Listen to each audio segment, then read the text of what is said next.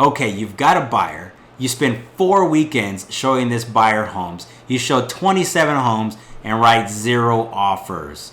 That does not sound fun, does it? It's not. I did it, and I've implemented some things into my business that I'm going to share with you to make sure that you don't go through that same pain.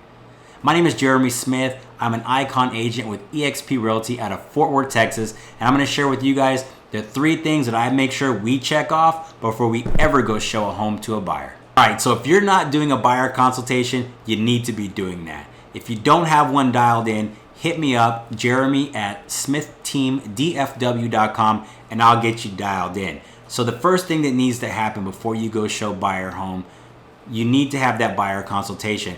And from that consultation or somewhere in that vicinity, you need to have a buyer representation agreement signed. This makes sure that 1, in Texas, you have the fiduciary responsibility and the right to represent that client in any transaction, and you're not a sub-agent. 2, it also creates a commitment between you and that buyer that they're going to work with you and you're going to do your best to do what's right by them. So make sure that you always have that buyer rep agreement signed before you even go out to see your first house. Of course, the most obvious thing, you need to have a pre-approval letter. That's the worst. You don't want to go out without a pre-approval letter, write offers on homes, and then find out that that buyer was never approved, or they're approved, but just not for that much, right? So make sure you coach the buyer, explain to them why it is critical that they get a pre-approval letter before they ever go out there looking at homes. If they find a home that they love and they want to write an offer, they're going to need it anyway.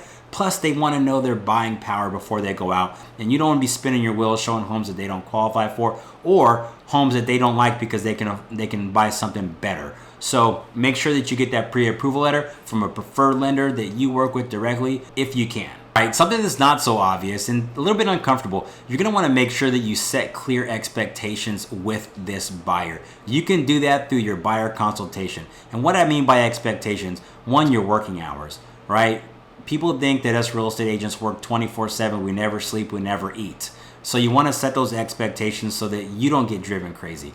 You want to make sure that you and them are on the same page with exactly what they're looking for. So when you find that home and they're a little bit hesitant to pull the trigger because it is kind of a big deal to buy a house, that you can guide them through that and remind them of why they're in that particular home, what they were looking for, and how that home does fill their needs. You're also going to want to educate them on the process so they know what to expect once they start writing offers, get into the inspection period, have an appraisal done, and all that stuff. So setting expectations, making sure everybody's clear before moving forward is absolutely critical. So guys, really simple. If you knock out those 3 things before you go out showing homes, your experience, their experience is going to be way better than if you did not do those things, and you're going to really create a raving fan in that buyer.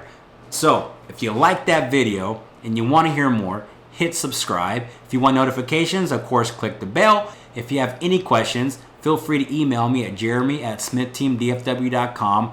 And if you have any comments or have any other videos that you would like for me to create, put those comments in the comments below, and I will be sure to get on that ASAP.